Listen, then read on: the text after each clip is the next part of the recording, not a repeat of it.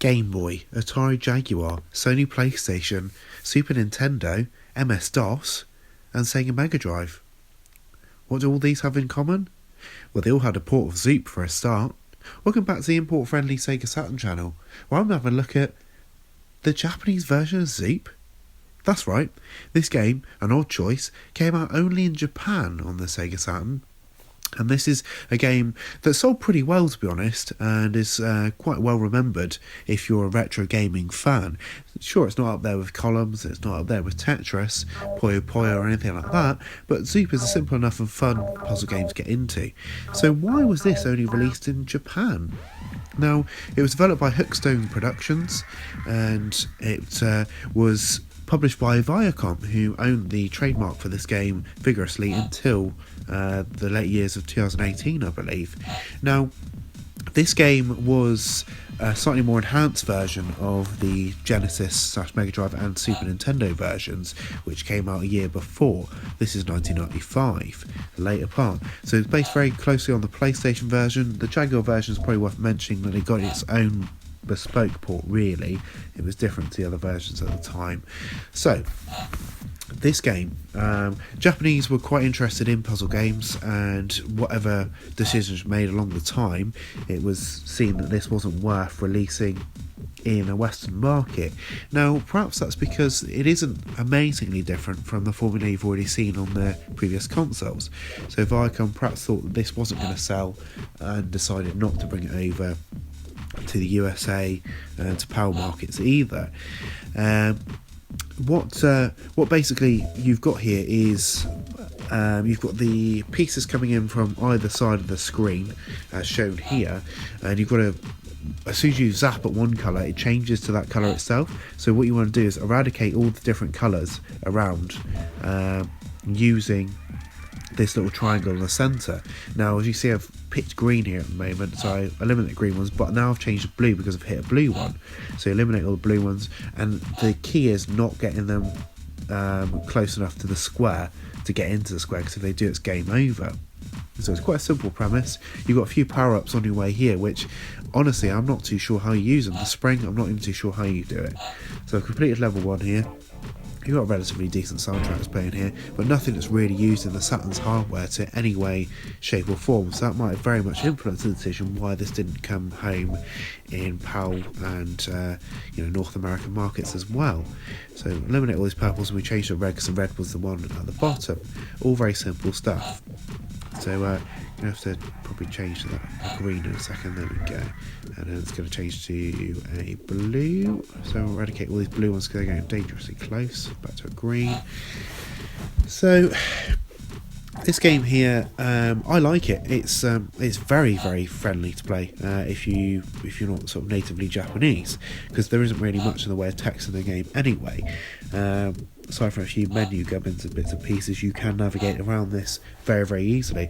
More so if you've played one of the previous incarnations that did actually come out in your particular territory. The game gets brutally hard as it gets on, though.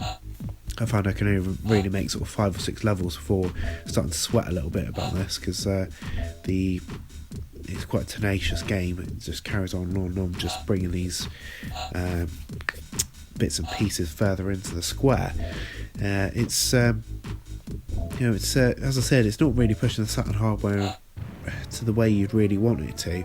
It's good enough and it's fun enough, but it's a very, very odd decision why he sort of came out to the Saturn in the first place.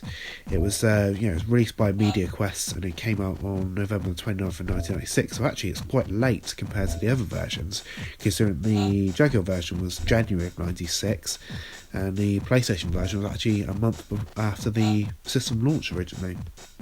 So it got 58 of 100 for Famitsu magazine, and 90% on Megaforce, which 6 out of 10 for Sega Saturn magazine in Japan. So it's a very average sort of experience.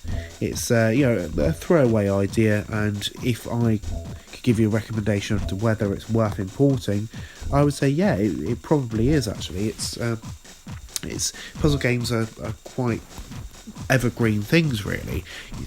The beauty of it not really pushing the system is that you're not faced with an ugly polygonal mess, which you do with some of the 3D games perhaps on the Saturn, and not just limited to Saturn either. PlayStation 1 has its fair share of god-awful, ugly games, as does the N64, but as a 2D puzzle game, these are far more forgiving aesthetically.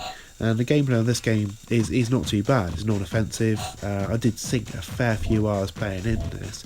I picked it up at the same time as Breakthrough on the Saturn as well, which is a more simplistic puzzle game again, and we'll cover that another time.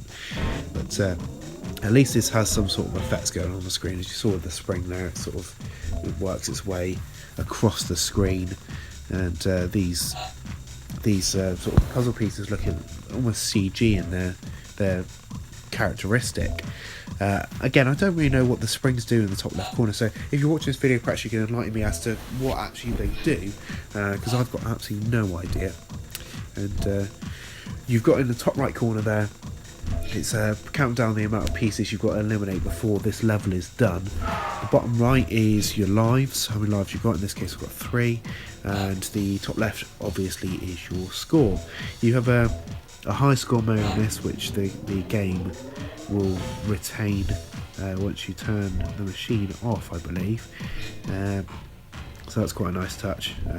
You put your name in. Right, I've completed the level here. So, right, it's game over for me. There we go. So yeah, there you go. You've got a name screen there. 4 minutes and 53 seconds. I've got stage 4, which is pretty visible. Ask you if you want to play again or cancel. Right, okay, so that pretty much covers Zoop. It's a cheap game, pick it up on eBay. I strongly recommend you do for the price it is in a minute. You can catch my past episodes on here, which I'll link here. I'll see you next time. Goodbye.